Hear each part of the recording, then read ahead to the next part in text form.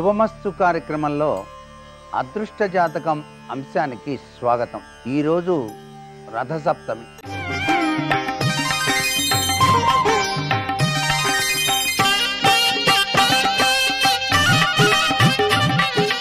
సూర్య భగవాన్ని ప్రతి ఒక్కరూ కూడాను ఆరాధించాల్సినటువంటి శుభదినం. సూర్య భగవానికి అర్ఘ్యప్రదానంతో పాటు స్వామివారికి ప్రీతికరమైనటువంటి గోధుమ రవ్వతో చేసినటువంటి పరమాన్నం నైవేద్యంగా సమర్పించి ప్రతి ఒక్కరూ గనక స్వీకరించినట్లయితే ఆరోగ్య ప్రదాత తన దివ్యవంతమైనటువంటి అనుగ్రహాన్ని ప్రతి ఒక్కరికి కూడా ప్రసాదిస్తాడు. ఆరోగ్యం భాస్కరాదిచ్చేత్ అన్నారు.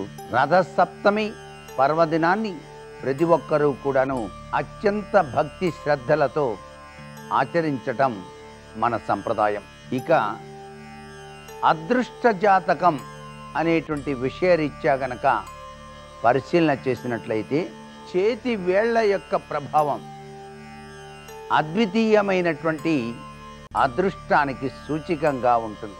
కొంతమందికి చేతి వేళ్ళు చాలా అదృష్టకరమైన ప్రభావాన్ని సూచిస్తున్నట్టుగా ఉంటాయి. వేళ్ళు గనక పొడుగుగా ఉండి కొందరికి పుట్టుకతోనే 6 వేళ్ళు ఉంటాయి.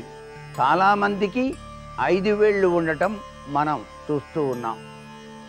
ఈ 5 వేళ్ళు కూడాను ఒకే ఆకృతిని కలిగి ఉండవు. ఒకదానికి మరొకదానికి కూడాను తేడా ఉంటుంది. అన్నిటికన్నా ముఖ్యమైనటువంటిది బొటనవేలు యొక్క ప్రభావం. బొటనవేలు యొక్క ప్రభావరీత్యా అదృష్టాన్ని అంచనా వేసేటువంటి గొప్ప శాస్త్రం కూడా మనకు ఉంది.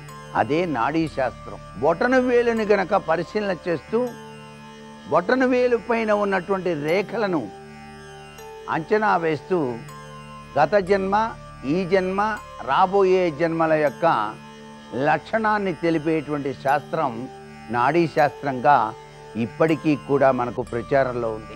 తిరుక్కడయార్ అని చెప్పేసి చెన్నైకు దగ్గరలో ఉండేటువంటి వైదేశ్వర కోవిలలో ఈ నాడీ శాస్త్రానికి సంబంధించిన వివిధ అంశాల వర్ణన ఇప్పటికీ కూడా మనకు కనిపిస్తుంది. గత జన్మలో ఉండేటువంటి భావాలు, ఈ జన్మలో ఉండేటువంటి విధి విధానాలు అన్నిటినీ గురించి చెప్పేటువంటి అద్వితీయమైనటువంటి శాస్త్రం నాడీ శాస్త్రం. కేవలం బొటనవేలుతోనే మొత్తం కూడాను చెప్పేటువంటి సనాతన సంప్రదాయ ఆచారం మహర్షులు ప్రసాదించిన అమృతవరం.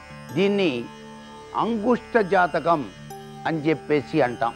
అంటే ఈ బొటనవేలును చక్కగా అంచనా వేస్తూ తెలిపేటువంటి శాస్త్ర పరిజ్ఞానం. దీనిలో అగస్త్యనాడి, భృగునాడి అనేటువంటి వివిధ రకాలైనటువంటి పరిజ్ఞాన ఋషుల యొక్క విశేషాంశాలు మనకు తెలియజేస్తారు. మన తల్లిదండ్రుల పేర్లు కూడాను వాళ్ళు చెప్పడం జరుగుతుంది. వెళ్ళగానే మీ నాన్నగారి పేరు ఈ జన్మలో ఇది, మీ తండ్రి గారి పేరు ఈ విధంగా ఉంటుంది, మీ అమ్మగారి పేరు ఈ విధంగా ఉంటుంది, నీకు ఇంతమంది తమ్ముళ్ళు, ఇంతమంది చెల్లెళ్ళు, ఇవన్నీ కూడా దాంట్లో రావటం నిజంగా ఋషులు చేసినటువంటి అద్వితీయమైనటువంటి తపస్సంపన్నత అని చెప్పేసి చెప్పక తప్పదు.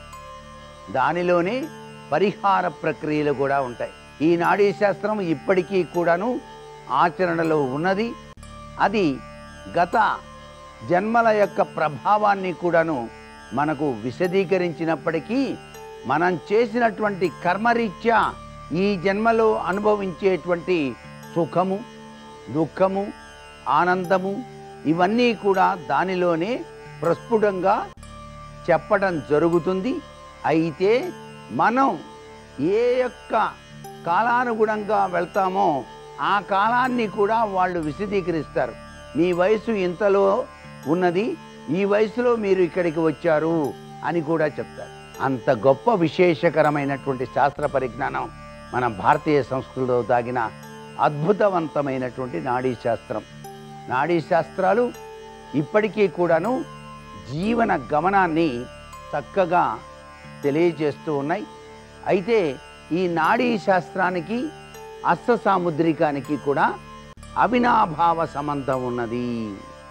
ఎందుకంటే చేతి బొటన వేలును బట్టి అదృష్టాన్ని వాళ్ళు ఆ యొక్క తాటాకుల మీద రాసినటువంటి గ్రంథాలు తాళపత్ర గ్రంథాలు అంటారు. ఆ తాళపత్ర గ్రంథాలలో పాళీ భాష, బ్రాహ్మీ లిపిలో రాసినటువంటి భాష అది. కొన్ని సంస్కృతంలో కూడా రాసి ఉంటాయి. వాటిని చదివేటువంటి ఆ వంశపారంపర వ్యక్తులు అక్కడ వైదేశ్వర కోవెల్లో ఉన్నారు. వాళ్ళు చదివి మనకు తెలుగులో తెలియజేస్తారు. అలా తెలియజేయటం వలన మన భవిష్యత్తు ఇది, మన ఆయుష్ ఇది, మనం చేసిన తత్వరీత్యా మనం ఈనాడు అనుభవించాలి అంటే ఇటువంటి దాన ధర్మాలు చేయాలి, ఈ పూజలు గనక చేసినట్లయితే మనకి మంచి జరుగుతుంది అని కూడా వివరణగా చెప్పేటువంటి శాస్త్ర పరిజ్ఞానం ఇప్పటికీ కూడా ఉంది. అయితే ఇక్కడ మనం అదృష్ట జాతకరీత్యా బొటనవేలు యొక్క ప్రభావాన్ని గురించి తెలుసుకుంటున్నాం.